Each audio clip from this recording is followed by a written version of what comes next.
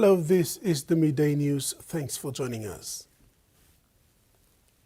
Health workers in East New Britain spent the week before Independence Day learning how to better handle patient concerns and conflicts.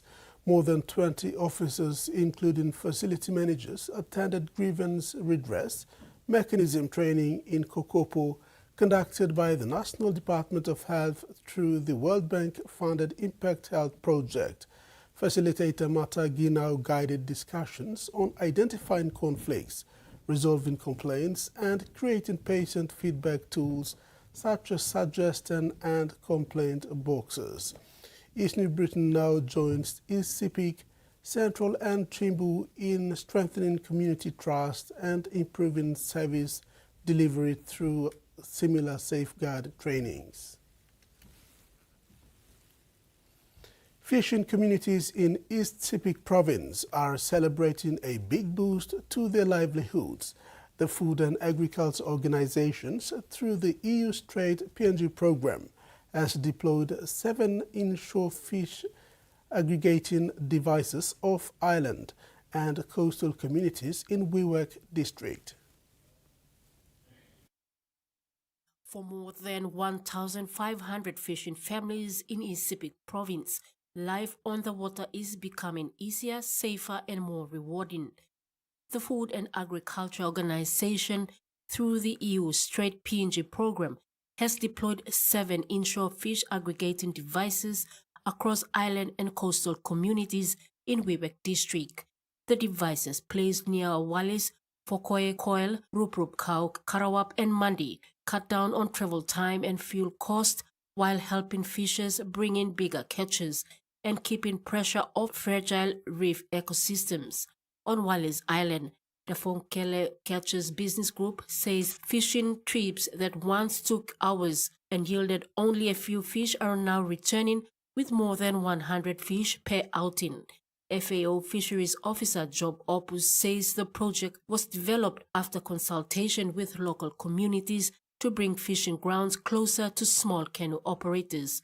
Before deployment, 33 fishers received training on how to manage the devices, practice safe navigation, and maintain vessel seaworthiness. Women who are heavily involved in fish processing and marketing were also trained, giving them equal opportunity to benefit from this intervention. The Shuten Islands are located 3 hours by boat from Wewak and rely heavily on fishing for both food and income. The program aims to secure food security and strengthen local livelihoods with more devices set to be deployed across East and West Sepik in the coming weeks. This initiative is already changing lives for thousands who depend on sea to survive. Susan Oreape, TVWAN News. Tonga Provincial Hospital in East New Britain has commissioned 2 vital facilities, a new medical waste incinerator and a state-of-the-art PCR laboratory. Health Minister Elias Kapavore officially opened the facility on Friday, September 12th, saying the investment will transform health services by cutting down waiting times for test results. The project, delivered through a World Bank partnership with UNOPS, strengthens PNG's preparedness for public health emergencies. East New Britain Provincial Health Authority CEO Dr. Akok Yap called the PCR lab a game changer, noting it can test for diseases like tuberculosis, hepatitis, and HIV. The new incinerator also increases capacity for safe medical waste disposal, enhancing infection control at the hospital. To news overseas, from January to June this year, 95 incidents of piracy and armed robbery against ships in Asia were reported, up to 83% compared to the same period last year. That's according to the Regional Cooperation Agreement on Combating Piracy and Armed Robbery Against Ships in Asia, the biggest institution gathering data on these maritime attacks. According to the organization, the pirates mostly target bulk ships They traveled usually in twos or fours in small and relatively fast boats. Most of these crimes are committed in the Straits of Malacca and Singapore, which are among the world's busiest shipping lanes. China and Singapore also rely on the straits for fuel supplies to run their economies. Bus Stop Films accessible filming program provides hands-on training in filmmaking to people living with disabilities in Tasmania. After 40 weeks of training, program participants recently spent a day on set shooting their cohort's short film alongside 16 experienced crew and mentors. Quiet on set. Young filmmaker Zachary Roth dreams of hitting the big time. Scene 8, take 4. My dream is to hopefully in the near future venture out into Hollywood, become, maybe the next Steven Spielberg, the next film editor, the next sound guy, or whatever have you. I just want to get out there and pursue a career in what I love the most. On this short film set, he's one of 3 crew members living with a disability, something Zachary says has been a barrier to employment opportunities. I have applied for a few businesses before. I've always explicitly put in the resume, look, I'm autistic, but I can still do things. And I'll go, boom, nothing. Honestly, this feels heartbreaking, really.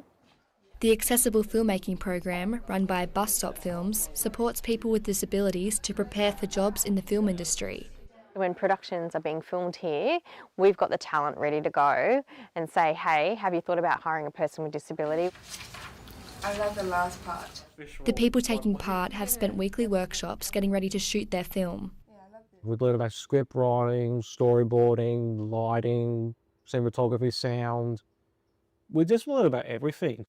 Lights and camera work, that's my top priority. Scene 7, take 3. Their short film, Lost Treasure, is the last of 23 inclusive productions that Bus Stop Films has hosted across Australia this year, with hopes they'll reach audiences across the world. Films that we create, they're entered into festivals all around the world. So, this film from Hobart could screen in New York. Participants hope the film will lead to more opportunities in the film industry.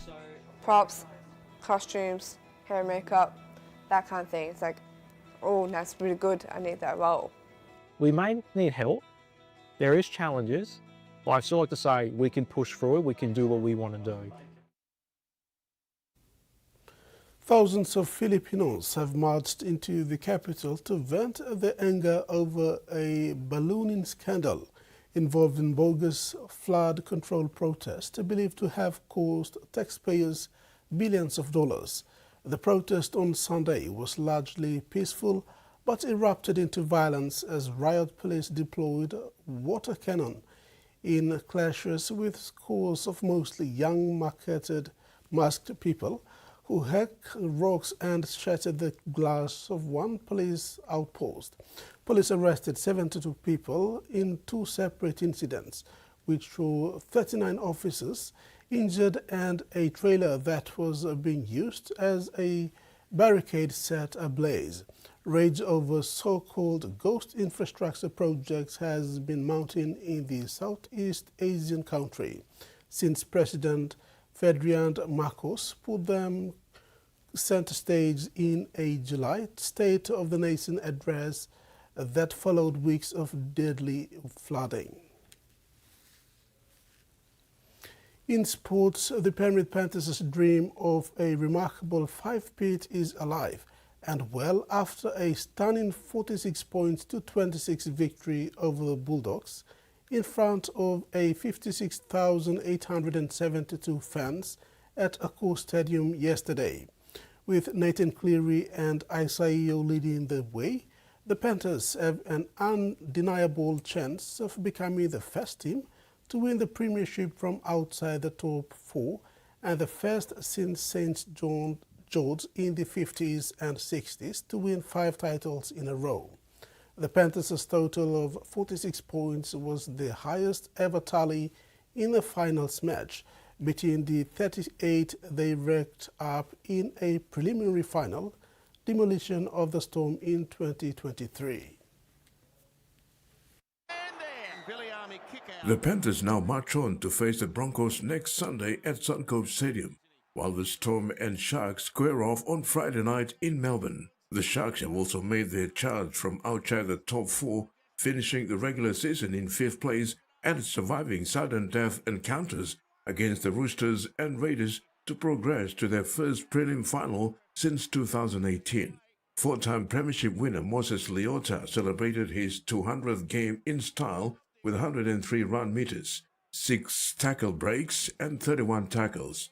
Leota is the glue that holds it all together in the middle, and his battle with Payne Haas in Brisbane next week will be a belter. Panthers superstar Brian Tor had 21 runs from 260 meters, scored 2 tries, and broke 11 tackles in yet another devastating display on the big stage. Fellow winger Paul Alamotti bagged a hat-trick and ran for 242 meters. Full-time magnificent performance from the Premiers as they get home 46-26 to set up a prelim final showdown with the Broncos.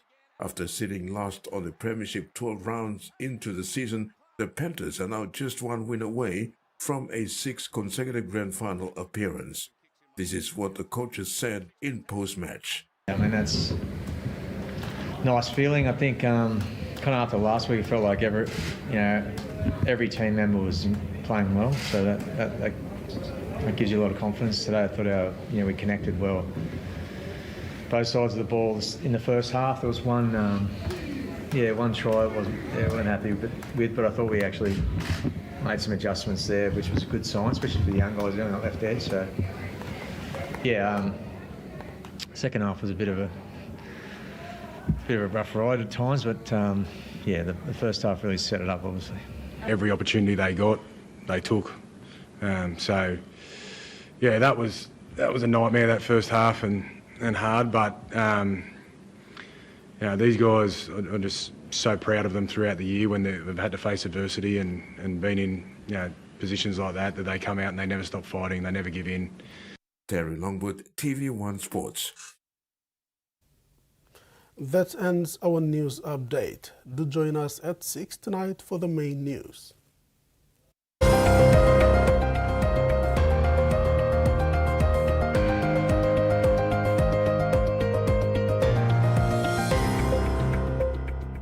We don't get a bunch of gold, I could lose everything. This is the most dangerous place we've ever been. Oh, that could have killed somebody! There's people back home that's counting on this. You gotta decide, is it worth it or not? If you cross me, I will cut you loose. It's overwhelming. Where the hell is he going? Mayday, mayday, mayday! The new season, Gold Rush Whitewater, Thursdays 8:30 on Discovery.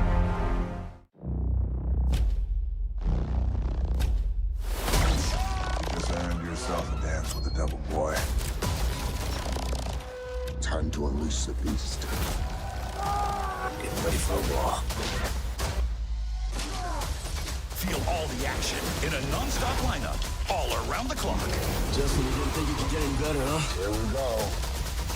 Showtime. Live the intensity with maximum impact this September on Rock Action. Yeah! They're taking car builds and drag racing to whole new heights. You see those jumps? You see the bouncing? It's like a car guy's dream. Dude, this is going to be amazing. Roadkill, tonight 8:30 on Turbo.